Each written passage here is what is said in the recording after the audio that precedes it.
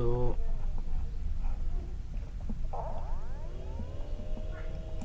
আমি বলতেছিলাম যে এই ডেইলি টাইম ফ্রেমে আমাকে মানে প্রথম প্রথম উচিত কি, ডেইলি টাইম ফ্রেমে প্রথম উচিত কি আমার জানো? প্রথম উচিত হচ্ছে ডেইলি টাইম ফ্রেমে এরকম অ্যানালাইসিস করা যে ডেইলি টাইম ফ্রেম থেকে কোথায় কীভাবে ডেইলি টাইম ফ্রেম অনুসারে ট্রেড নেওয়া যায়। যেমন ডেইলি টাইম ফ্রেম অনুসারে এখানে দেখে বোঝা যাচ্ছে যে এইটা মার্কেটটা একটা আর মানে কি ট্রেন অনুসারে চলতেছে, নিচে উপর এরকম করে ট্রেন্ডি অনুসারে চলতেছে মার্কেটটা, তাই তো? তো এরকম করে চলতেছে। তো আমার টার্গেট থাকতে হবে যে না, আমার ডেইলি টাইম ফ্রেম অনুসারে ট্রেডটা নিতে হবে। তো ডেইলি টাইম ফ্রেম অনুসারে এইখানে চাইলে আমি একটা এন্ট্রি নিতে পারি, আর যদি এটা ব্রেকআউট করে দেন এটা এখানে আমরা চাইলে একটা এন্ট্রি নিতে পারি, তাই তো? এটা হচ্ছে কথা।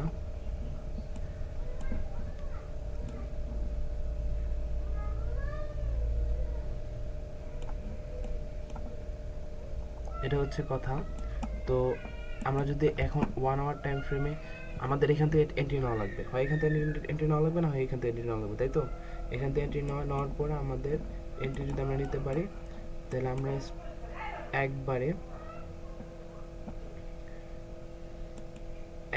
অ্যাট এ টাইম চাইলে,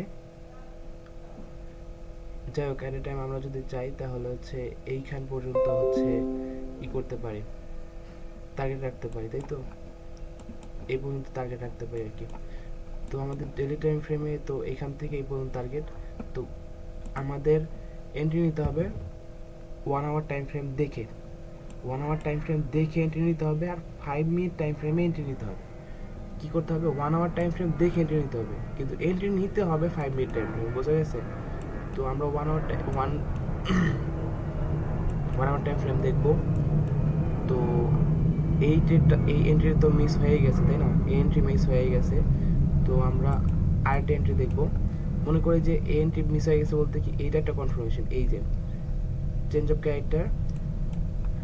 ক্যারেক্টারের পরে কী করতে হবে?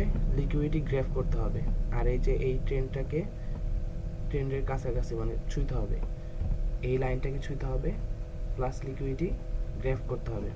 এটা হচ্ছে লিকুইডিটি গ্রাফ, মানে মার্কেটের যে মিনিমাম যে এইটা হাইটা, এটা হচ্ছে এটার উপরে গেলে মার্কেট নিচে যাবে, তাই তো? এটার উপরে গেলে মার্কেট নিচে যাবে।